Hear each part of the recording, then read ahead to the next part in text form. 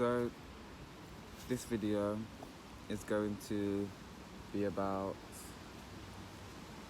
bringing forward messages from Gaia, Mother Nature. These messages are always for my highest good, your highest good, planet Earth's highest good, nature's highest good.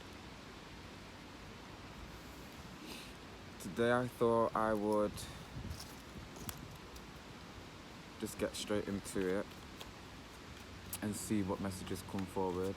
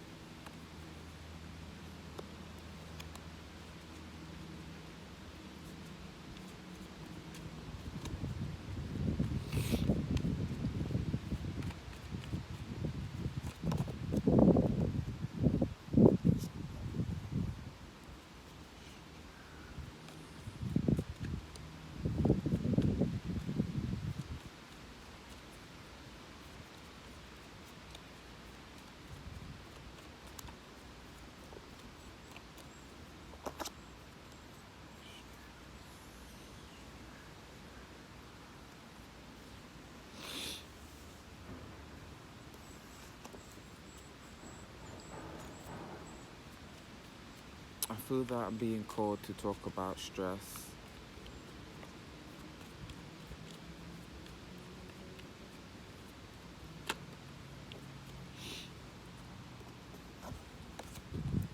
It's almost that without stress, there is no knowing of what's important or what has meaning.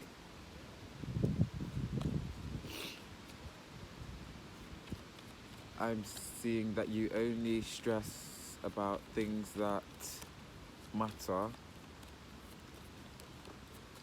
things that hold value and importance in your life.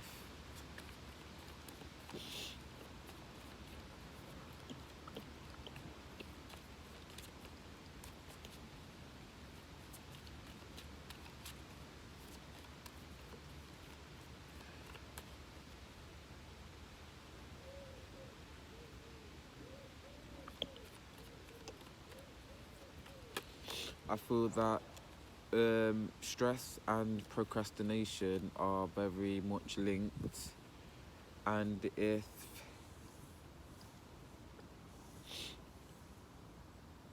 if we learn to listen to our bodies when it comes to making decisions that matter, if we listen to our body and we become in tune with ourselves, stress and procrastination will eliminate themselves. Because the quicker we can make a meaningful decision and the less we procrastinate on that decision, the less stress we have upon our life. So by knowing ourselves, so for instance, when we come to make certain decisions, what we can do is we can ask ourselves or imagine that we had already made the decision. And then we listen to our bodies and look at our bodies and watch our bodies and see the sensations of our bodies. And over time, as we continue to do this, we will be able to realize that what sensations are related to a bad decision and what bodily sensations are related to a good decision. So the more that we become in tune with our bodies, the quicker we learn those, we learn the communication between our bodies, the quicker we can make decisions that are meaningful and eliminate the procrastination that then leads to stress. Mother Earth is saying that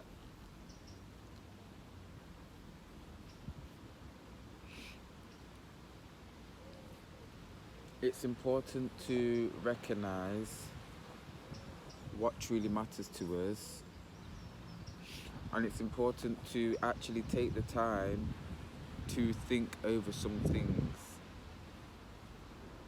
She's saying that the teaching of this is not that to make quick and impulsive decisions, but to make decisions that matter, to spend the necessary time, the necessary amount of procrastination on a situation or on a decision to make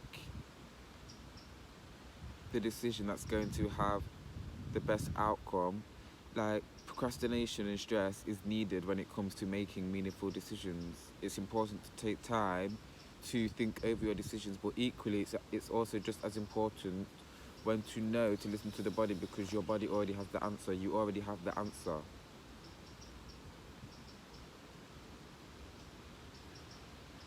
I feel like that came out very confusing.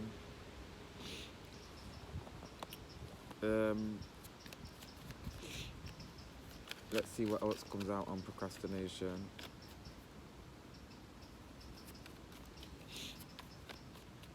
And stress.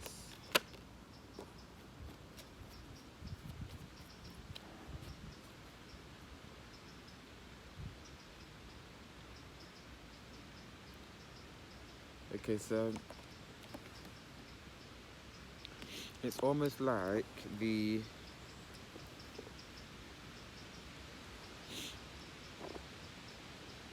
that you only receive stress because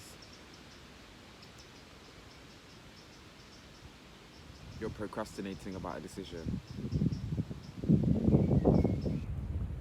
So Mother Earth saying that when it comes to the stress part of it, stress is there to remind you that you still have a decision to make. Stress is the response to not knowing. Stress is the response to not being sure, not having a full understanding, not having full control.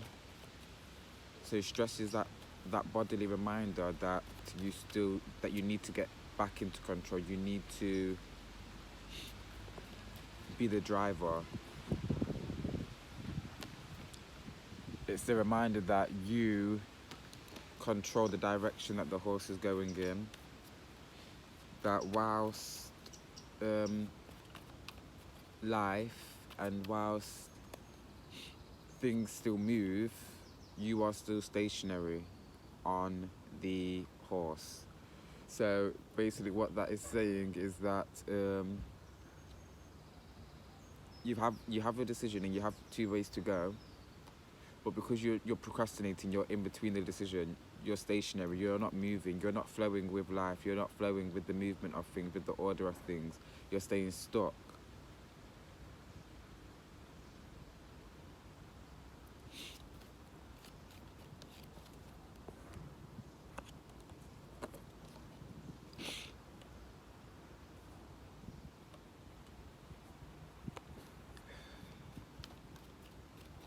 I feel that Mother Earth is pulling me to say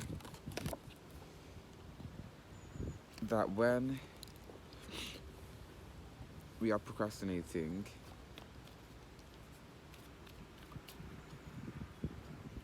to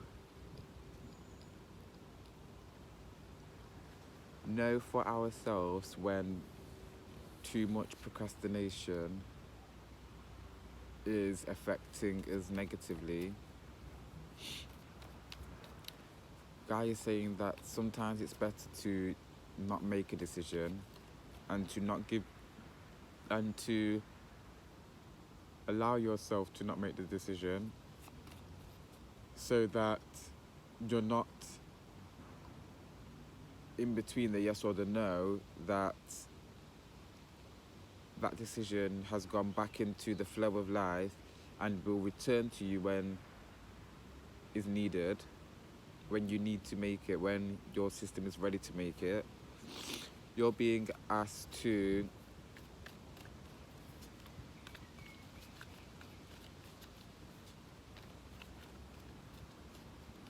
have your lower self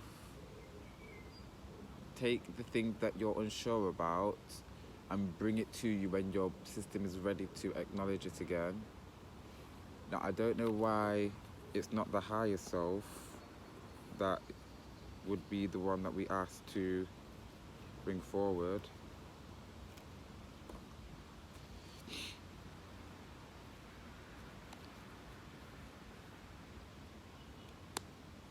It's because the lower self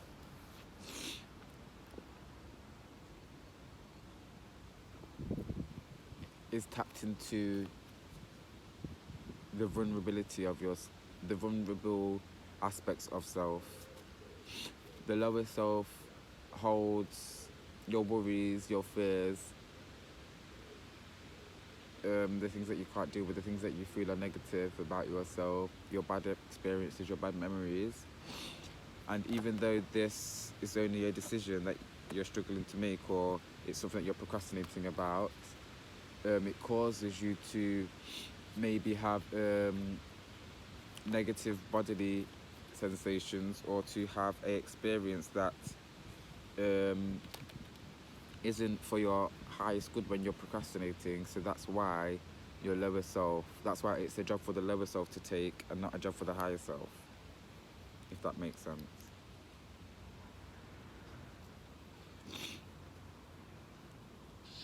Gaia is reminding me that the lower self is not about doom and gloom.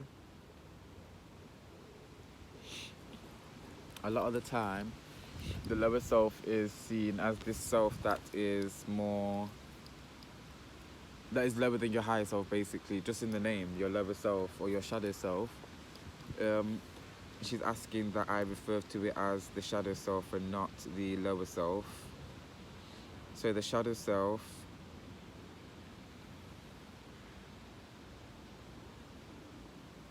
she's reminding me that the shadow self can provide just as much healing and just as much wisdom as the higher self. It's just that the perspective and the avenue that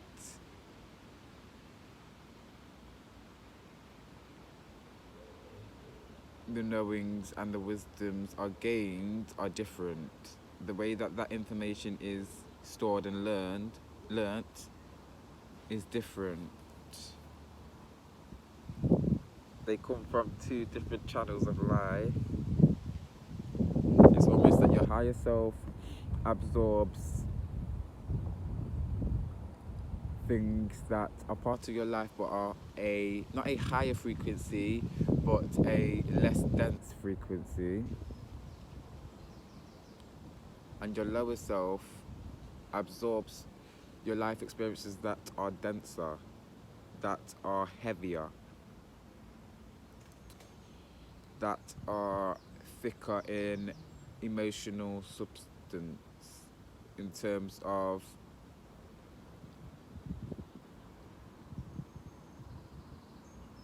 your shadow self holds things that can upgrade, elevate and change your system dramatically. So meaning, like, it can bump once you acknowledge and absorb and fully know a teaching from your shadow self, you can bump from 17% to 50%.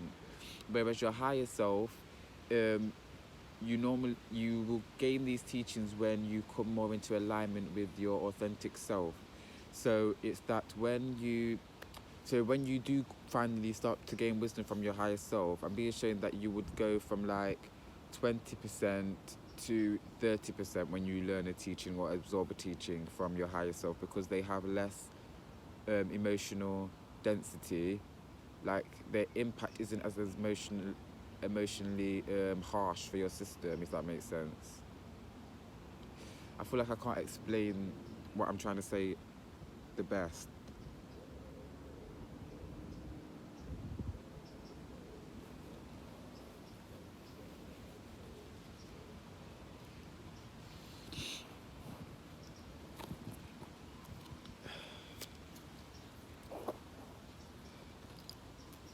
See what other cards is coming through.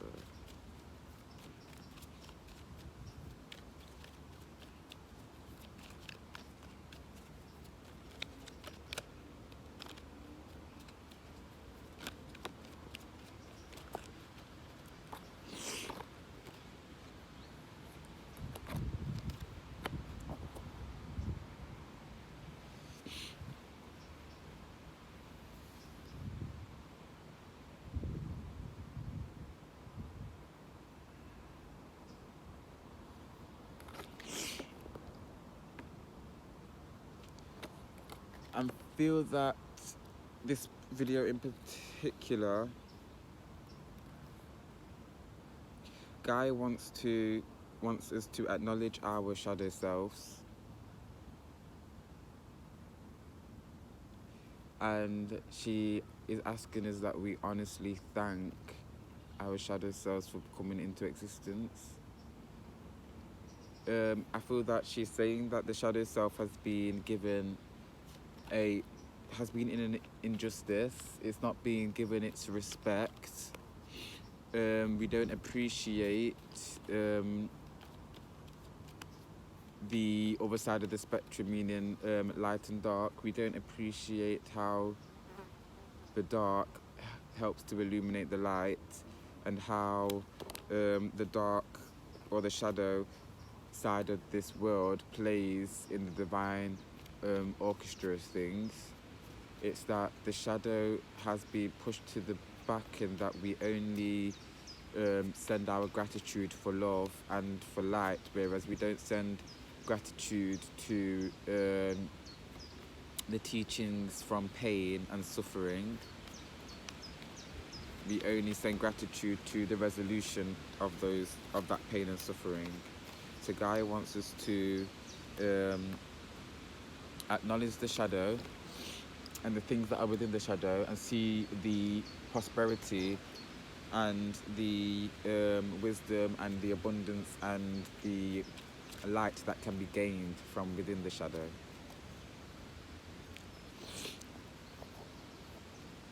So we're going to move to this deck.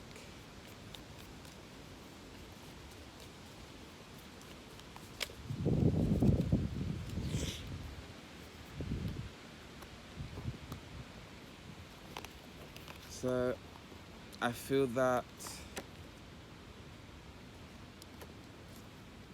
the shadow, what I'm being pulled to say is that the same way how we have a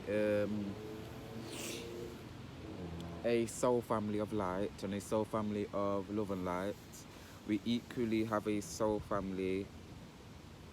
So just as we have a soul family, a spiritual soul family, and when we increase our vibration, we begin to bring that soul family in, we equally have a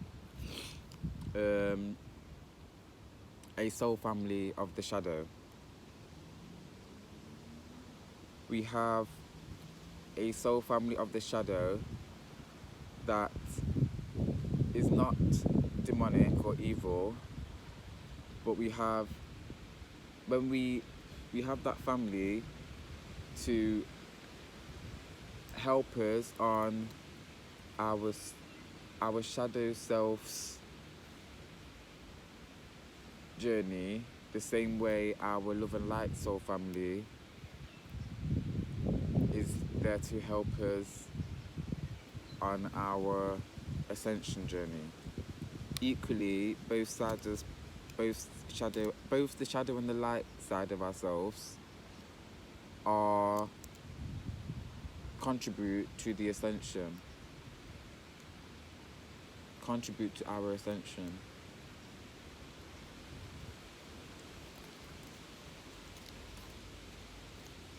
And once you can acknowledge these two soul families and that they're both divinely orchestrated, we are then able to recognize that whilst we may have thought that many people were here because they wanted to see us be less than, many of those people were actually a part of our shadow self's soul family. These people were divinely put into your life in order for you to see things from another perspective, in order for you to have experiences that were both loving and both maybe harsh or hard for you to deal with, or maybe just not as loving. It was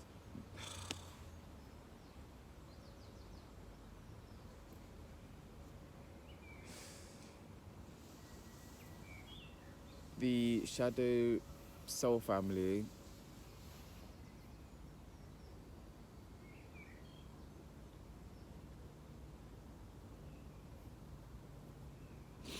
is just as important as your love and light soul family, because the lessons and the teachings that you learn from your shadow soul family and your shadow self, they enable you to have the strength to live out your fully awakened and anointed life. Your shadow self and the shadow family give you that core strength to stand in the light, because you know the dark, so it gives you the strength to stand and stay within that light, because you know the dark. Oh my, because you know the dark.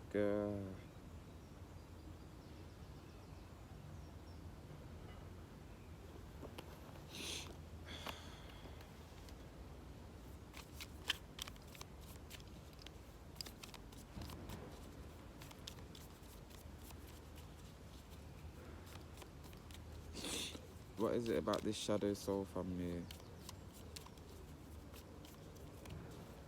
Shadow soul family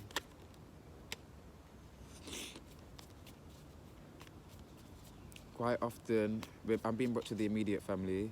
Quite often people in our immediate family are our shadow family. They teach us, quite often they teach us the darker sides of people, because it's through the people that we love that we can see that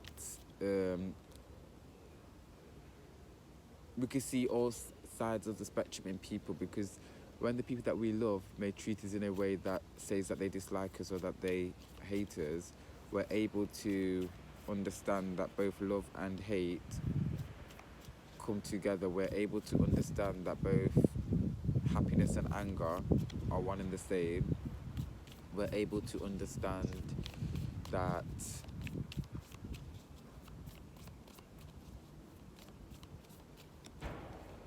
both the light and the dark are equally as important and one and the same.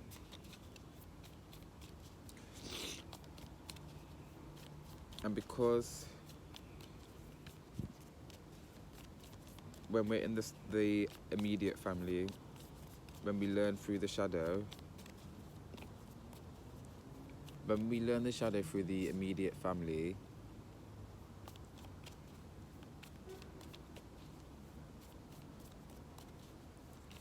the individual that learnt and experienced the shadow through the family, they have a rounded understanding of love and light, and both the shadow side of the universe. So it sets them up to be in a position to where they can fully stand within the light when they find the light, when they come to it, because they've had that experience of what it is to be in the shadow. So those who do not grow and experience both sides, so people that have only experienced maybe privilege, or people who have maybe only experienced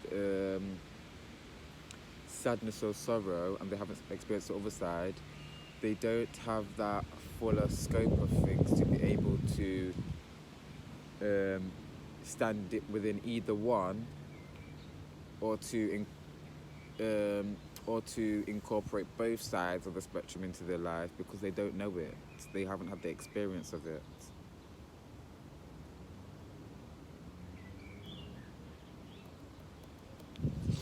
They haven't had the experience.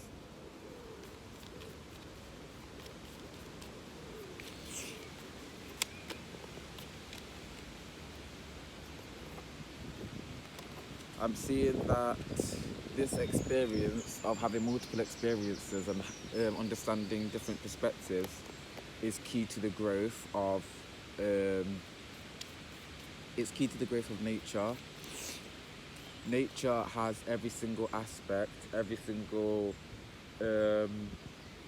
way of thinking, every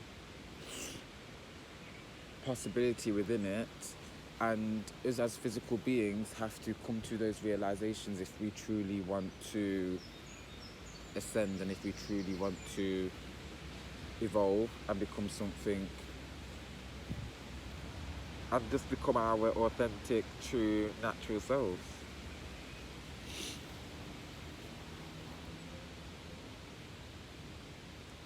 I feel that within the juggling of all the sides and spectrums, that there is a stability in having so many different ideals within the mind. When you, like, somebody could think that it's really burdening to have so much different perspectives and to not have one way of looking at things, or to not have one understanding of something. But in having the multiple is simplicity. There isn't a need to argue with a next person about a perspective, because you understand that all perspectives matter, all perspectives are truth in some degree, all perspectives are true to somebody or something.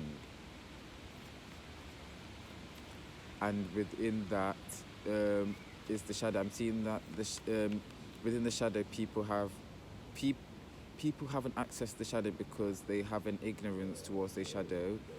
We have been taught to have an ignorance towards darkness, towards things that are just not about smiling, because we haven't acknowledged where the smile is within the shadow. We haven't acknowledged all the teachings and all the lessons and the learnings that can come from the shadow.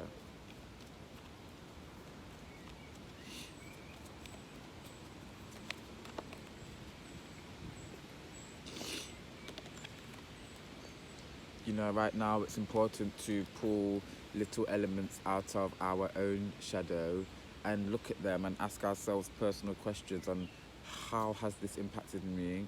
What lesson can I take from this? What was the happy moment? From this moment, how can I see? How has this moment enabled me to realize happy moments in my life? Because of this moment, I can see this as a happy moment. You have to look at the sad times or the bad times or the things that are in your shadow and how they have actually helped you see things differently.